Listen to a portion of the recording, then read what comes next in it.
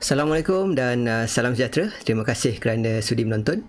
Pada kali ini saya hendak mengupas sedikit persoalan yang mungkin dah lama bermain dalam kotak fikiran ramai trainers, terutama sekali trainers yang biasa menjalankan sesi team building ataupun outdoor program ataupun yang jenis-jenis physical activity ni. Soalan yang mungkin bermain dalam kotak fikiran mereka dan juga saya pada satu ketika ialah, adakah program team building boleh dijalankan secara online?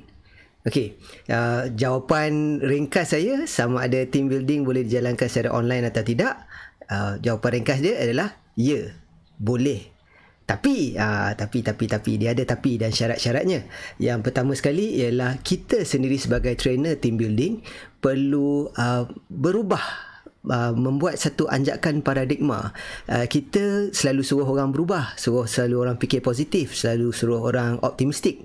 Jadi inilah masanya kita mencabar diri kita untuk berfikir di luar kotak, menjadi optimistik dan mengubah paradigma fikiran kita. Caranya, of course nanti sekejap lagi saya akan bincangkan, tetapi yang pertama sekali kita kena keluar daripada kepompong kita untuk mengatakan bahawa team building hanya boleh berlaku secara fizikal.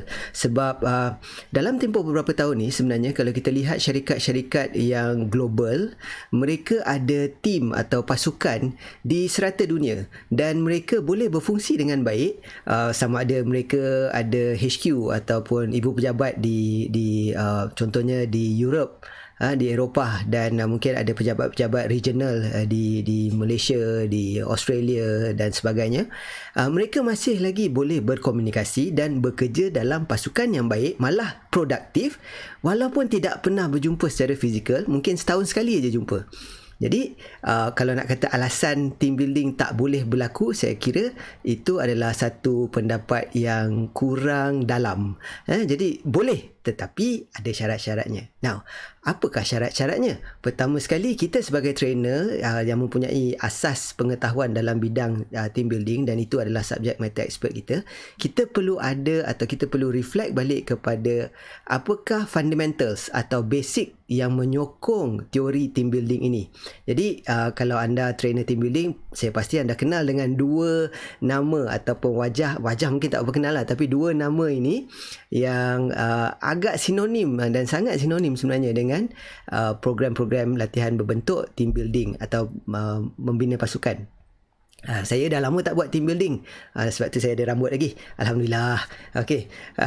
Tapi sepanjang perjalanan saya sebagai seorang trainer dan pengalaman saya menjalankan program team building pada waktu dahulu, dan sempat juga menulis buku ni.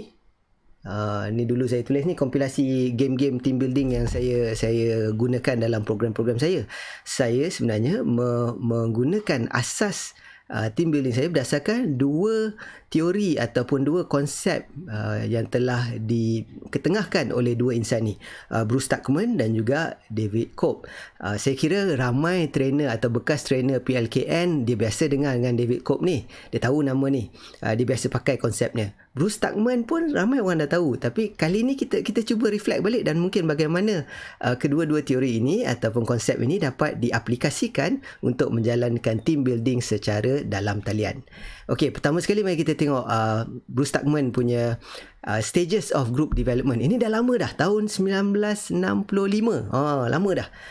Sebab tu orang kata apa, dia tested and proven lah, saya kira tested and proven method, dan disebabkan itu kita boleh pakai. Dan sekiranya kita menjalankan program berbentuk team building, sebenarnya program itu sendiri perlu dirangka, flow dia atau proses perjalanan program tu sepatutnya dirangka mengikut stages ini, peringkat-peringkat group development ini, iaitu pertama sekali forming ni adalah suai kenal. Jadi di awal program tu biasanya kita akan jalankan aktiviti berbentuk suai kenal. Adakah ini boleh dibuat secara online? Boleh. Kita suruhlah partisipan kita memperkenalkan diri, berkongsi sedikit maklumat dan semua. Orang kata apa? Ice breaking lah. Ini boleh berlaku. Dan saya pernah lihat beberapa mesyuarat secara dalam talian yang menjalankan sesi suai kenal ni. Dia ambil masa sikit sebelum program bermula untuk adakan sesi suai kenal. Dia minta setiap orang perkenalkan diri, dan mungkin ada juga game-game yang kita boleh mainkan. Sebagai contoh, mungkin kita boleh buat ambil satu barang di hadapan anda yang berada di sekitar bilik anda dan gunakan barang itu untuk reflect diri anda atau bagikan karakteristik yang sesuai dengan anda. Contohlah. Jadi ini adalah forming, sesuai kenal. Peringkat yang seterusnya, tangga yang seterusnya adalah apabila kita pergi kepada storming. Yang storming ni yang susah sikit, sebab kalau dalam game-game team building, biasanya storming ni adalah game-game yang sedikit cabaran, sebab relationship dah mula terbentuk dan orang dah mula kenal. Apabila mula menjalankan tugas bersama, dia dah nampak personality masing-masing masuk dalam cara kerja tu. Jadi dekat situlah ada konflik. Dekat situ lah mula tak berkenan orang tu, tak suka cara orang ni dan sebagainya. Jadi group development tu berlaku, maksudnya dah kenal, dia dah tahu secara surface. Lepas tu dia masuk kepada pengenalan tentang sifat-sifat, tabiat-tabiat. Yang ini pun dalam buku saya ni, saya ada mention ada game-game tertentu yang saya dah bagi tahu dia sesuai untuk nampak tak, ada yang untuk kategori mana. Tapi game ni game offline lah. Kalau nak ditukar kepada online, kena study balik. Yang seterusnya, apabila dia menjalani aktiviti-aktiviti berbentuk konflik dan dia overcome satu persatu, dia atasi dan dia mula sesuaikan diri, dekat situ baru masuk fasa ketiga, iaitu norming. Norming ni maksudnya kita dah mula kenal behavior ataupun cara kerja masing-masing. Kita dah tahu dah orang ni mesti macam ni, dia ni mesti nak ke depan, dia ni mesti akan diam. Kita dah mula kenal dan sesuai kenal. Jadi dekat situ kita develop satu cohesion ataupun kita dah boleh adjust.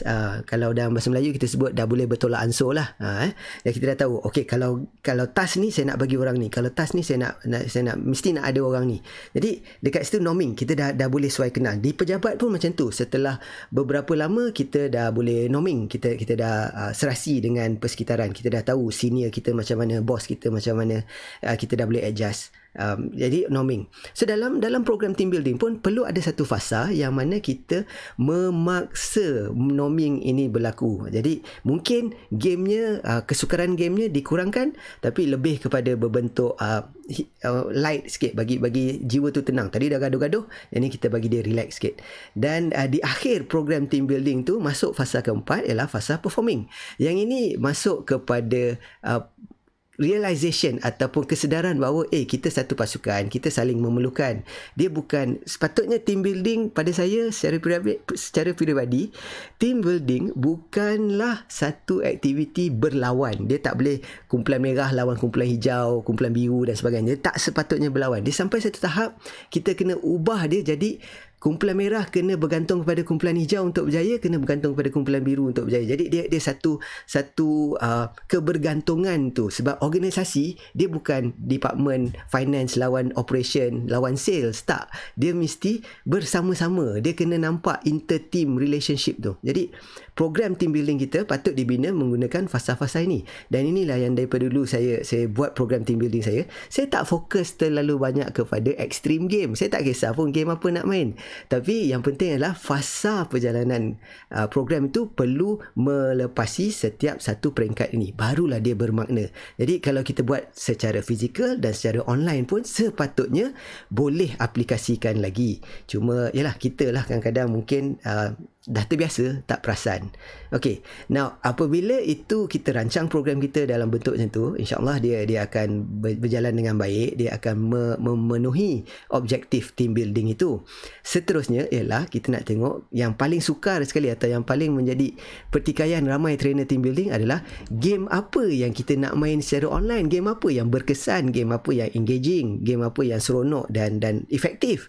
Jadi dekat sini kita sekali lagi, dia bukanlah game itu sangat.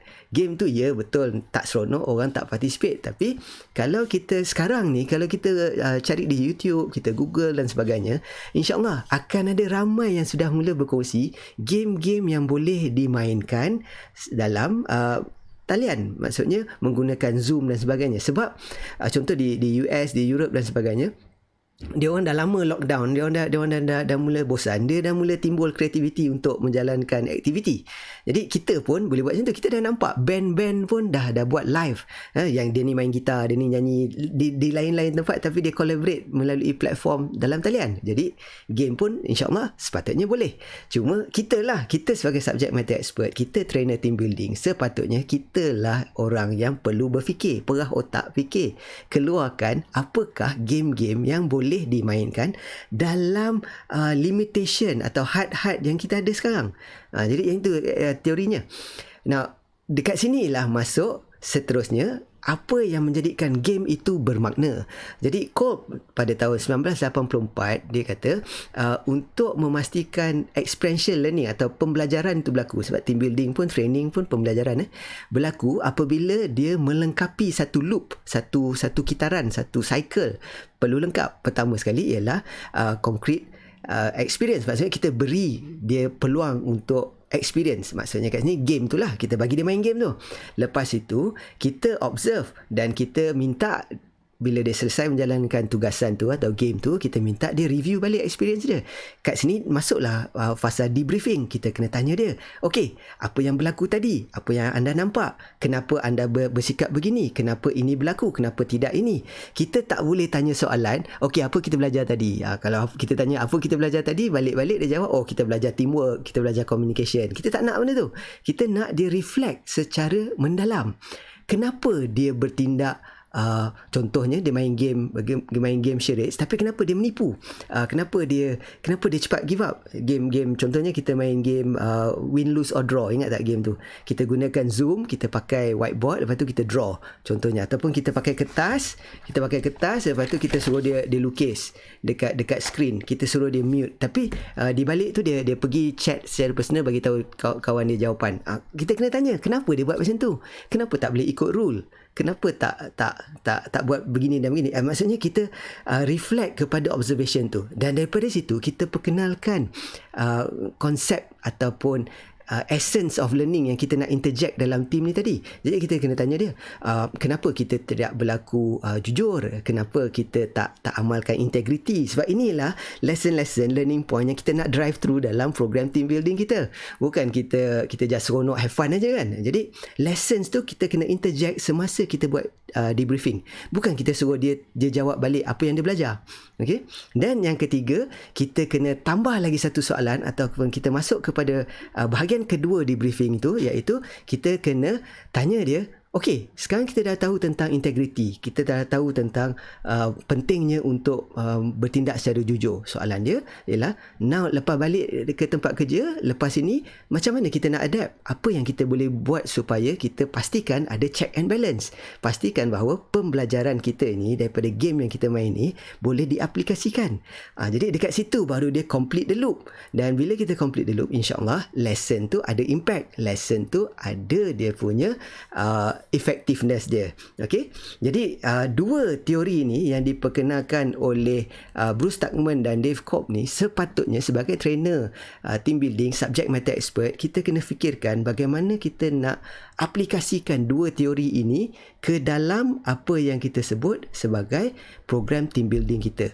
Atas talian, offline, face to face, sama aja. Tapi persoalan dia adalah game dia mungkin terhad. Tak boleh lah main Flying Fox dengan webcam kan, tak make sense. Tapi pada waktu yang sama, game yang simple-simple pun boleh mengeluarkan karakter-karakter yang boleh kita nampak, kita observe dan kita memberi reflection kepada apa yang berlaku.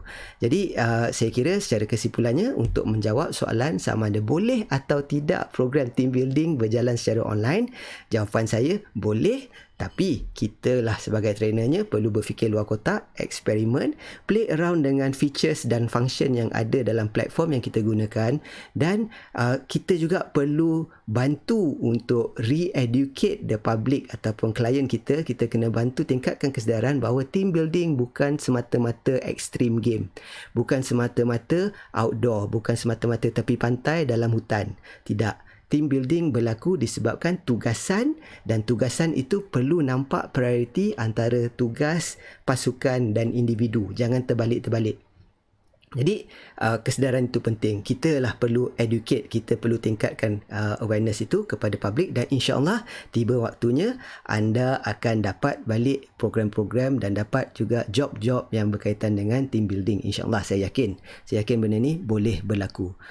Sekiranya anda dapati bahawa video ini bermanfaat dan mungkin bolehlah berikan like tanda sokongan kalau dia make sense, dan juga mungkin boleh dikongsikan dengan rakan-rakan lain. Mungkin ada kawan-kawan kita team building trainer yang sedikit down, yang mungkin hilang arah dan sebagainya, minta mereka tengok video ni, mungkin sedikit dapat memberi inspirasi untuk mereka bangkit semula dan berfikir di luar kotak untuk mewujudkan game-game. Sebab saya tahu ramai team building trainers ni dia kreatif, dia bagus, dia ada banyak game yang dia boleh buat. Saya baru 51 game, mungkin dia ada 100 200 game yang dia boleh mainkan.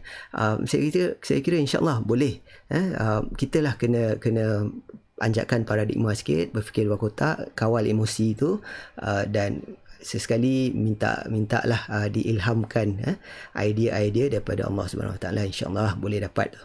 Jadi sekali lagi, sekiranya video ni bermanfaat, kongsikan dengan mereka, dan sekiranya anda mahu konten seperti ini berterusan dan anda mahu lagi perkongsian yang seumpamanya, boleh jemput subscribe channel ini, dan insya-Allah saya akan kongsi dari semasa ke semasa.